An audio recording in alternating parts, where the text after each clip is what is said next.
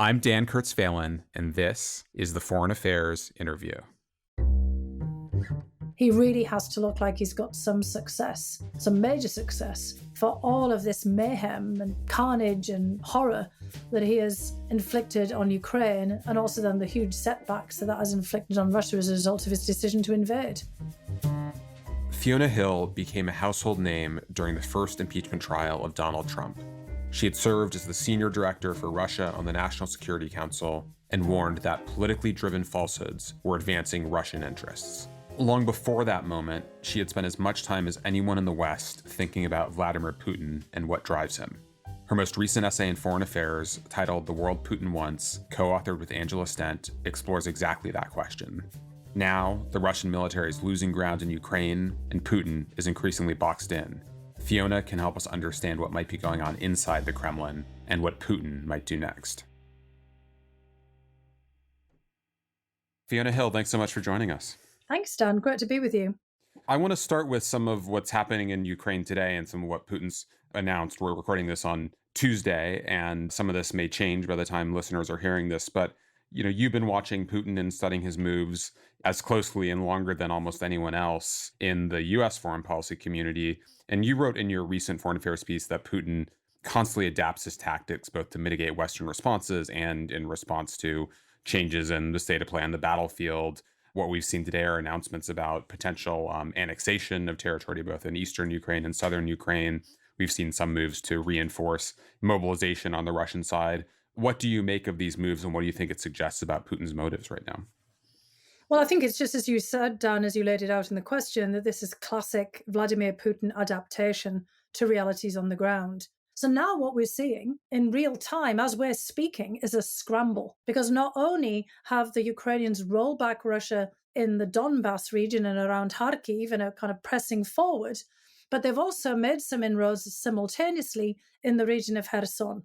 And of course, we've had the International Atomic Energy Agency visiting Zaporizhzhia and calling for some kind of international effort to stabilize that nuclear plant. And the Russians are now firing on yet another Ukrainian nuclear plant in the region, upping the ante there. But Kherson becomes extraordinarily sensitive because the Russian government, Putin himself, the people around him have made it very clear that they see Kherson now as part of that Russian territory that they can't afford to let go.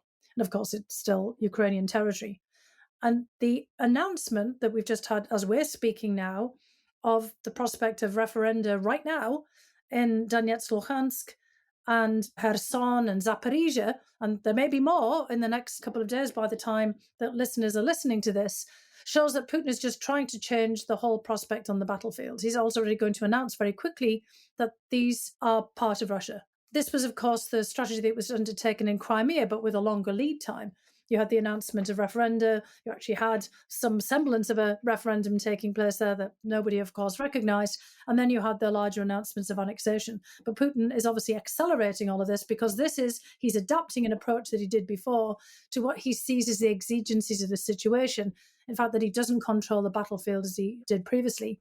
And this is probably tied into his whole attempts to do some form of stealth mobilization. Everyone anticipated that he would actually declare this special military operation to be a war. And in fact, a number of right-wing, hardline bloggers and television personalities in Russia have been actually doing this over the last week or so, since it became evident that Ukraine was gaining more of the upper hand in certain parts of this occupied territory. And calling, in fact, for mobilization, but it's very clear that Putin really can't do this. But if he accelerates the annexation of territory, making that part of Russia, he can probably then, as a result, call up more people in defense of what is now Russian territory. So he's trying to deal with a situation by adapting all of the tried and true methods that he's used for years here in Ukraine and elsewhere to try to accelerate everything so that he can try to respond to the setbacks on the battlefield. Of course, we should have anticipated that. It's really kind of now an escalation of these kinds of political interventions. This is not about him consolidating gains and kind of stepping back. This is an opportunity for him to escalate further and try to shift the dynamic in a way that he doesn't have other options for doing at this point. Yeah, I mean, he'll basically be saying now he's defending Russian territory. This is something different. He's going to have to mobilize people in defense of that territory. just like, Crimea has been absorbed into the Russian Federation by every means possible since 2014. I mean, again, we do not recognize this, but just as this is just doing this from his perspective. And then he can use that as a platform, for further projection. And the dynamic is also changing domestically for Putin in terms of public and political opinion. I mean, again, these hardline bloggers and commentators coming out and calling for a full-on war, seeming to criticize him. I think that that's actually all orchestrated or certainly permitted because he's testing the waters to see whether, in fact, there is support for mobilization. But, there's getting all kinds of mixed messaging coming out of the Russian domestic polity right now. We just had a pretty outspoken pronouncement by Alla Pugacheva, one of, the most famous of Russian popular singers, from the 1980s all the way through today, who appeals to the same kind of constituency and generation of people that Putin himself relies on for at least some passive support for the war. Her husband, Maxim Galkin, was singled out for being outspoken against the war. He's been designated as a foreign agent. She's now saying that she should be a foreign agent as well. Although she carefully chose her words, it's clearly now indicative of the fact that many people are dissatisfied with this. So Putin is increasingly starting to find his room for maneuver at home on the domestic front constrained, and then having to be more innovative in his adaptations on the battlefield as a result. There's been lots of speculation about how much Vladimir Putin knows. He's very isolated. It's not clear what kind of information is going to him, whether his commanders and officials around him are able to give him bad news. What is your assessment of how much he knows about how this war has been going and how that might inform his decision making? Look, I think we should recognize that he probably knows quite a lot, but also we and the Ukrainians also have a lot of limitations about the actual battlefield. We always use that expression, the fog of war. It's very difficult to get a lot of detailed information. I mean, we're obviously on the US side picking, up a lot from all sources. Putin will be as well. But again, it's really how he interprets that information that's key. Remember, he is an intel operative. He tends to be somebody who probably wants less analysis and more of the raw information himself to process. I think he's well aware of some of the domestic issues, again, which is why we're seeing this creativity in the way that he's approaching things right now. He knows of the domestic constraints.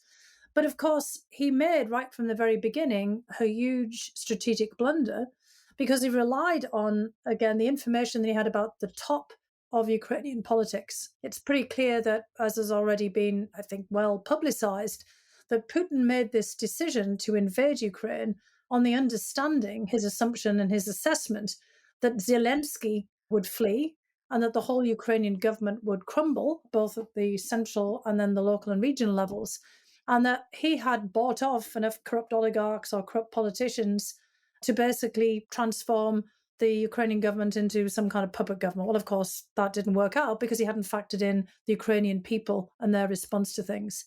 And I think that, what we're really seeing here is a classic case of people not really having sufficient of the kind of information that they need to make an assessment. Putin always believes that you can tweak something at the top. And so in response to what's happening on the domestic level, he'll tread very carefully with people like Alla Pugacheva and others, but other opposition people, put them right out of contention. And he's still looking for ways, on the ground in Ukraine of turning this to his advantage.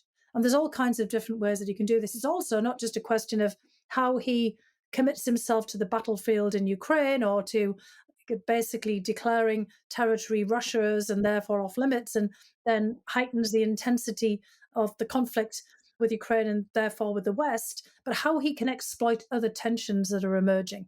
And, there are a lot of them out there. I mean, there's the response in Europe to the prospect of an extraordinary cold winter, which may or may not happen meteorologically, but in terms of the energy cutoffs, there's all the responses to everything that they're doing with the Ukrainian electrical grid, shelling infrastructure. There are all kinds of different ways here that Putin is going to be testing out to see if he can gain or regain some of the advantage. And so part of it is, based on his assessments of information, but part of it is just him relying on things that he's done before and the tools that he has at his disposal. So I think we should be very careful of assuming that because he doesn't have different kinds of information, or perhaps he's not always kind of listening to people that he should, that he won't find some method that might be quite effective of changing the tide in his favor. So your sense is that in the Western debate at this point, there's in some ways an underestimation of Putin's the tools available to him, his savvy, his understanding, that we should be a little bit warier than some people are about his prospects? Oh, I think we should just be more cautious across the board because, look, we've gone from thinking of the man as infallible and capable of all kinds of genius acts to now thinking, my God, look, he completely messed up. And so he's going to continue to do so, the beginning of the end.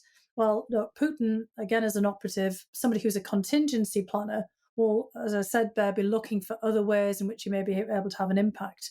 And before he launched the war, he saw the situation as pretty propitious in Europe as well as in Ukraine because of all the stresses and strains that he had identified, and those are all still there. So he's going to be looking for ways in which to exploit them. So the point of saying all of this is that we should continue to be vigilant and attentive and not rule the guy out. He'll be looking now as to what chips can he apply here, what favors can he call in, what are the pressure that he can apply. Now, it's not to say that he'll succeed. That's also worth bearing in mind. But we have to really take a 360-degree look here at everything that Putin has at his disposal. It's not just energy. We see with grain that he's now trying to change the terms of the agreement that was made with the United Nations and Turkey on grain exports from Ukraine, for example. So there's all kinds of things that we have to be attentive to here.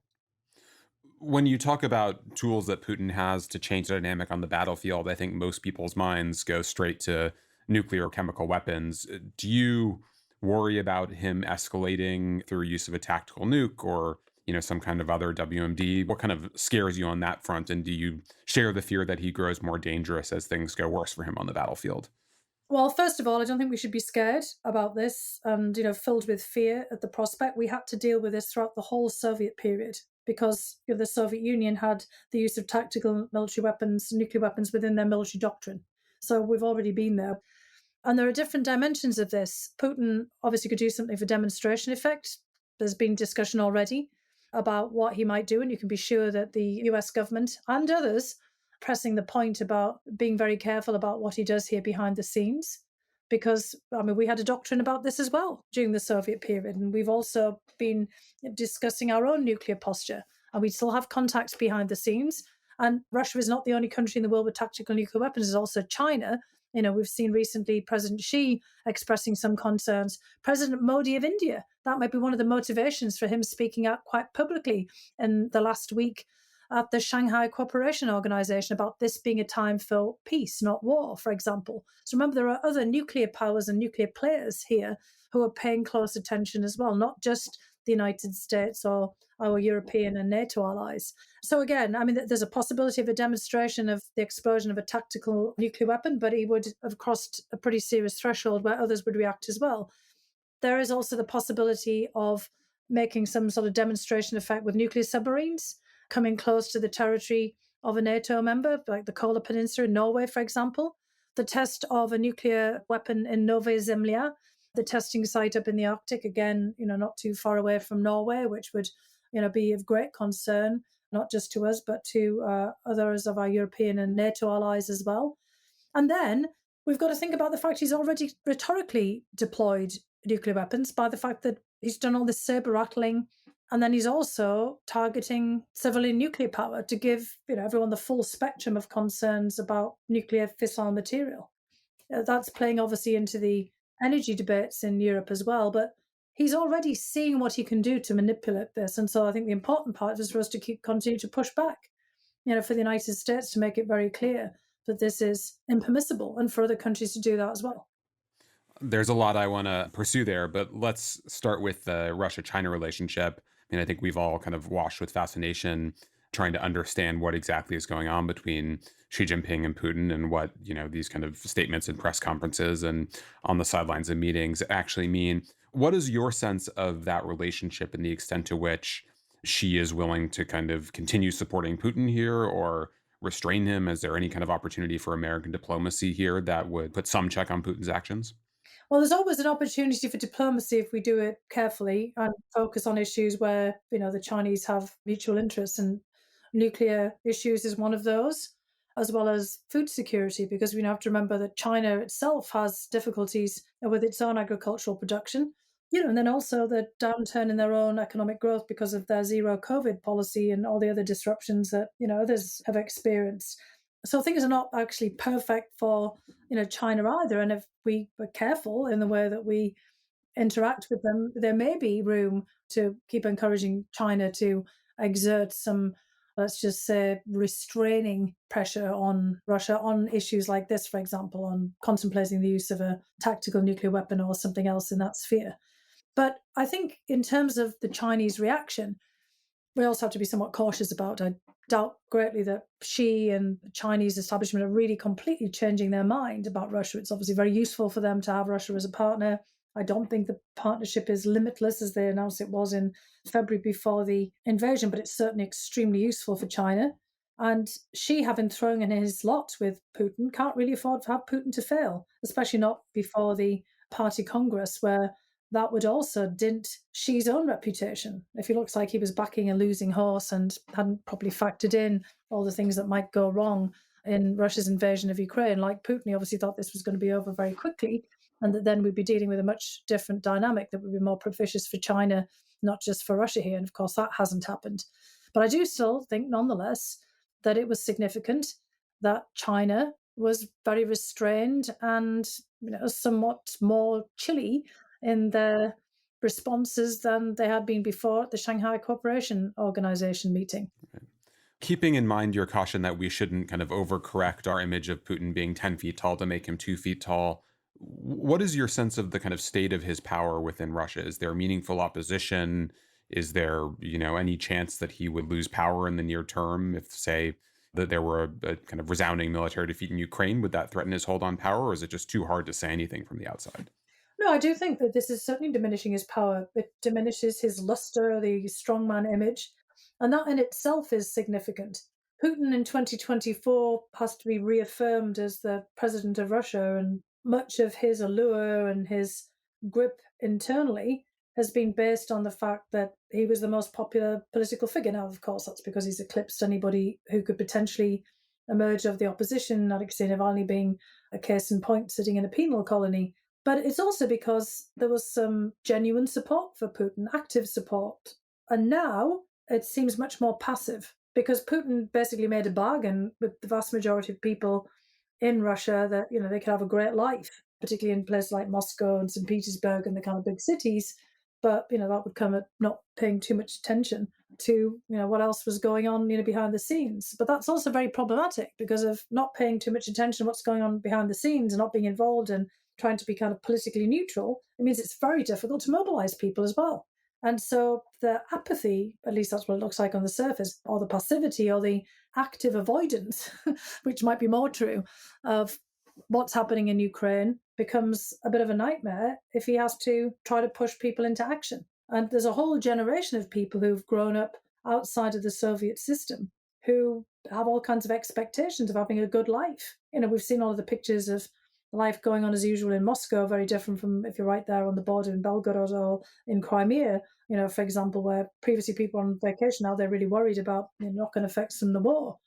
But I think, a lot of those generation of people, Paula Pugacheva, I mentioned before, is from a different generation, the Soviet generation, who remember the standoff with the West. But anybody who's in their 40s and onwards, 40s and below, or even early 50s and below, doesn't remember that. And in fact, over the last 22 years, their whole outlook has been shaped by the fact that they were living a good life, maybe their best lives. And they had all this opportunity to travel and they weren't really being asked to do anything very much. And at some point, does that become a threat to his power, his ability to stay in power? Is there any real mechanism for unseating him? It does become a threat to his power, but that's the problem, is the mechanism, right? We look at that in other contexts in the United Kingdom, for example, which has been whipping through prime ministers, because of lack of confidence in the prime minister and because of the party system. There isn't really a mechanism for that in Russia. Putin isn't part of a party. Highly unlikely that there would be any kind of equivalent of impeachment in the Russian Duma because that's all been turned into sort of a rubber stamp. But there is the fact of the election in 2024. Now, if it isn't a full-on war, how would he justify not holding an election? I mean, we could imagine in Ukraine, which also has an election in 2024, that in a series of wartime and a crisis, that they wouldn't hold one. And they would agree to do one as soon as, basically hostilities have ceased. But how does Putin explain, all of this in that context? So the mechanism might come in the form of the presidential election. Is there any prospect of a coup or some group of people around Putin taking action?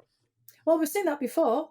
obviously Mikhail Gorbachev, Nikita Khrushchev, both, reformers who were seen to be sticking their necks out and were effectively removed as the result of coups. So it is plausible that there could be some group of elites who try to move Putin onto some kind of different path in the run up to the 2024 election if things are seen to have gone really badly for him. And of course, that's one of the things that he's trying to head off, because it's hard to imagine Putin doing what Nikita Khrushchev did, which is retiring to a dacha, or with Gorbachev setting up his own foundation and doing ads for Pizza Hut or Louis Vuitton and all the different things that Gorbachev did at one point. I mean, that's just not really in Putin's MO. We've seen that he built himself a lavish palace, potentially for purposes of retirement, down on the Black Sea, thanks to Alexei Navalny's expose of this. But it was always very hard to envisage him doing this. So all of this basically underscores that we're in a really difficult and really very dangerous, very volatile and very uncertain period here. And we're just going to have to watch it all very carefully, because there are all kinds of different pathways that this could take. But again, back to all of your whole set of questions here, that means that he really has to look like he's got some success, some major success, for all of this mayhem and carnage and horror that he has inflicted on Ukraine, and also then the huge setbacks that has inflicted on Russia as a result of his decision to invade. We'll be back after a short break. Chilton Furniture offers American-made wood furniture for a broad range of interiors and lifestyles. They work with independent, local workshops to offer a modern interpretation of traditional New England furniture, with collections for the dining room, bedroom, living room, and office. Based in Portland, Maine, Chilton is family-owned and offers nationwide delivery.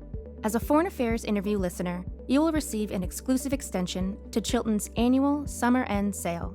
Use code FA10 at checkout to receive 10% off your purchase through October 13th.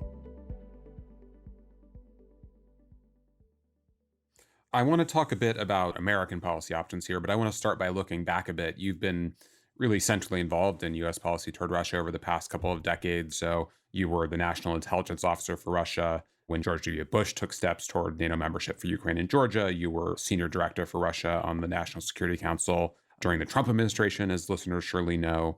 What, as you reflect over this couple of decades of history, really 5 presidents have been struggling to figure out what to do with Putin in power in Russia. What should we have done differently? What could we have done differently to avert the outcome, to avert the situation we're in now? Was there anything you would change as you go back? I mean, there's lots of junctures along the way that I think, we messed up.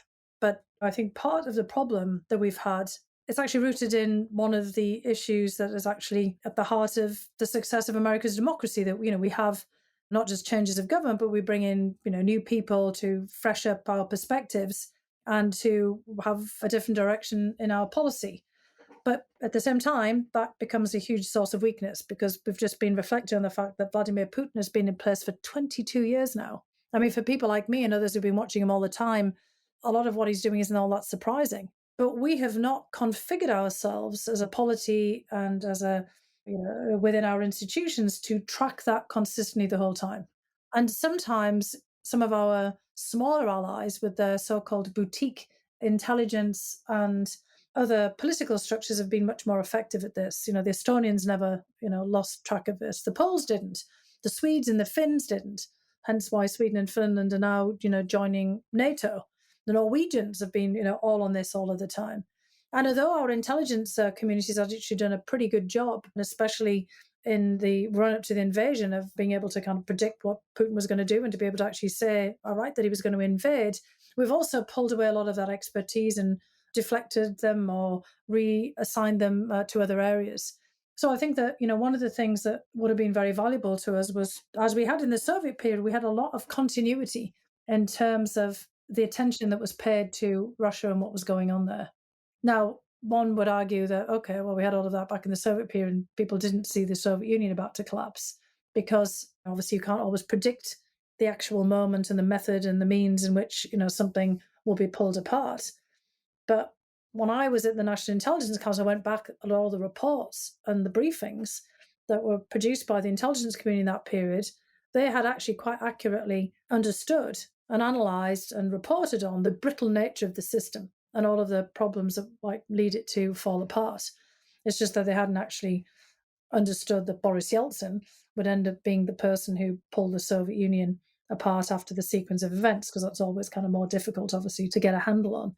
But I do think that if we'd had more of a consistent and continued focus and been able to keep some of the people in place throughout all of the successive changes in administration and really set up kind of mechanisms where they were paid more attention to and weren't politicizing everything, we might have been able to head things off. I mean, part of it is the politicization of our foreign policy as well over successive administrations.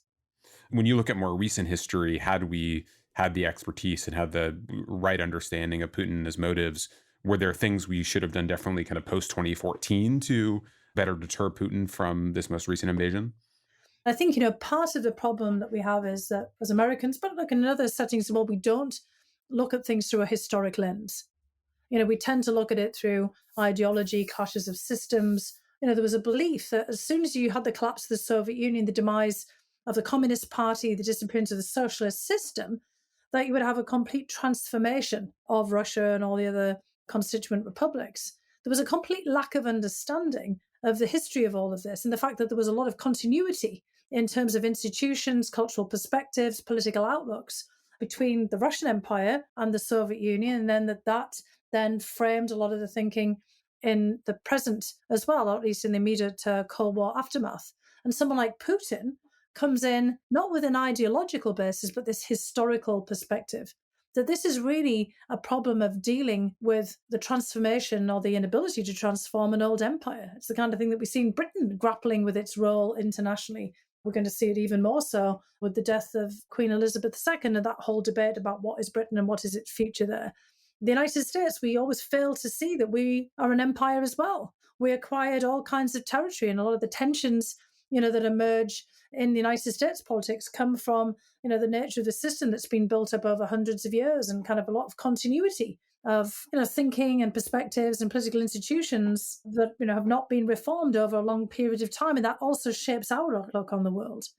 So I think that, when you get to that, even before 2014 and the annexation of Crimea and the whole perspective that Putin then developed against Ukraine, it was trying to understand where that came from. It's in that context that, of course, NATO was seen as an affront by Putin and many others around him. Just any institution that Ukraine wanted to join that took it further away from Russia would have been a problem. The European Union, any kind of other association. If Ukraine had joined some entity based on the G20, for example, or some other, larger configuration of countries, that also would have been problematic. The view was that Ukraine was an intrinsic part of Russia's patrimony in the same way that China thinks of Taiwan, for example. And I think we just didn't fully understand that. And that would have then, I think, made it incumbent on us to be thinking much long and harder about what the effects would be or the reverberations from certain decisions. Given this understanding of what drives Putin, is there more that Washington, that the Biden administration can be doing to better support Ukraine or deter Putin? Well, I think that, many of the things that we're doing now, we've got to continue to do. And we also have to work very closely with our European allies to try to make sure that we maintain this unified front. But I think that, another thing that we're going to have to do is start to think about what is it that we do with Russia over the longer term?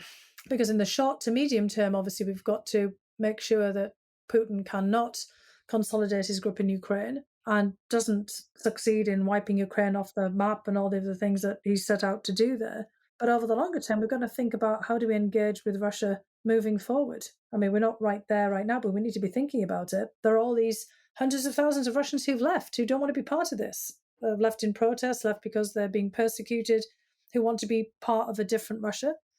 There are Russians inside who are not the enablers of the war, who might be passive in their response to it because they're fearful or they just feel that they can't really do anything. There's so many people feel that this is beyond their control. They can't do anything to stop it. They haven't committed war crimes. There's sort of enablers in that passive sense, but that, over time might want to take things in a different direction. There are definitely elites around Russia, including in the Russian military, who would like this to end. And so how can we engage with them? And then thinking about how we move forward. I think the bigger problem and the biggest problem that we're going to have is how Russia comes to terms with what it's done. And we know that in the history of these kinds of horrid episodes, tragedies and disasters in our other European history, Germany had a real challenge on its hands to come to terms with what it had done in World War II. It didn't really do much about World War I. Still, actually, World War I isn't a major discussion point in Germany, but World War II obviously is. And in Japan, they've also been grappling with coming to terms with all the atrocities that they committed, not just in World War II, but during the occupations of China and, South Korea, for example. So how do we work on that as well? Because the only way that we are going to be able to engage with Russia down the line is if there's a reckoning for what has happened in Ukraine. So I think we have to start thinking about all of that. Ukraine living next door to an implacable enemy that has committed so many atrocities on its territory is going to leave Ukraine in a state of insecurity for the long term as well. I was in Ukraine a couple of weeks ago and was struck by just the amount of anger towards Putin, but also towards Russians and, including many of the troops that had been involved in some of the atrocities in Bucha and elsewhere. And it, made it hard to really have any discussion about what an end to this war might look like, what kind of, whether there's some compromise solution on the horizon, the kind of Ukrainian messages we expect to get back to 1991 borders, which means, Crimea being back in Ukrainian hands. Is there, some end to this war that you can imagine Putin accepting, some compromise that you can envision, or do you think we're kind of girding for a long conflict that will be with us for years to come? Well, I think the knock-on effects from this war are going to be with us for years to come, no doubt about it. This is causing all kinds of recalibrations and reconfigurations globally, not just regionally within Europe. And that level of hatred, understandable on the part of Ukrainians, is going to be very hard to address. This is a huge shock. This is like a horrible blow to larger familial relations, in the sense that, 11 million people within Russia had heritage in Ukraine, right? Being Ukrainians themselves designated as such in the Russian census. And then millions more with heritage in Ukraine, and vice versa inside of Ukraine with Russia. And then you've got Israel and other countries where you've got a large Russian-speaking emigre population, a lot of them, Germany as well, coming from Ukraine, and also Belarus. And here in the United States, those rifts are going to ripple out in so many other different settings. This is going to have an impact on all kinds of other societies. So I think it will have to be also rooted in those people-to-people contacts and reconnecting again as well. So it's not just an issue of reconstruction and reparations. It's how does a society in Russia come to terms with what it's done? And then how do the rest of us deal with that as well? And again, we do have experience of this in post-World War II period, and we have to think about it in the same way. I want to close by talking a bit about our own society. Much of your wonderful essay in Foreign Affairs last year, the title, The Kremlin's Strange Victory, was about the way Putin exploits divisions and weaknesses in our own society. I think it's been probably surprising to many people by the relatively committed response or bipartisan response to the war in Ukraine so far. But we will be in a, presidential election season relatively soon. Donald Trump, who you also had the opportunity to observe in a close proximity, is likely to be, a factor in that campaign, whether he's running or not. Do you see any signs that there might be a kind of weakening of support, either driven by Trump or others? Do you kind of worry about our ability to stay in this for the long haul? I do worry about this. I mean, I think that this is the Achilles heel here, and Putin is banking on it, to be honest. He thinks that that's exactly where his success will lie, in our inability to maintain collective action and to maintain unity inside countries like the United States or Italy or France and other places where he sees tensions. The United Kingdom, could be an arena for all kinds of social upheaval very shortly, particularly if energy prices are increasing by 80% on October 1st, which is coming up pretty quickly.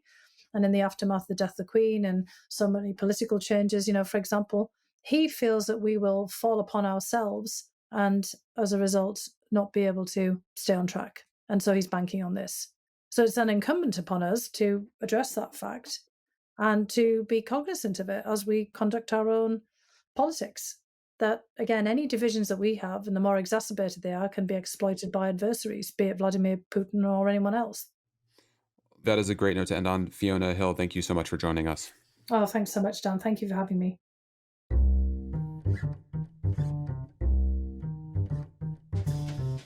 Thank you for listening. You can find the articles that we discussed on today's show at foreignaffairs.com. The Foreign Affairs interview is produced by Kate Brannon, Julia Fleming-Dresser, and Marcus Zachariah. Special thanks also to Grace Finlayson, Caitlin Joseph, Nora Revenaugh, Asher Ross, and Gabrielle Sierra. Our theme music was written and performed by Robin Hilton. Make sure you subscribe to the show wherever you listen to podcasts. And if you like what you heard, please take a minute to rate and review it. We release a new show every other Thursday. Thanks for listening.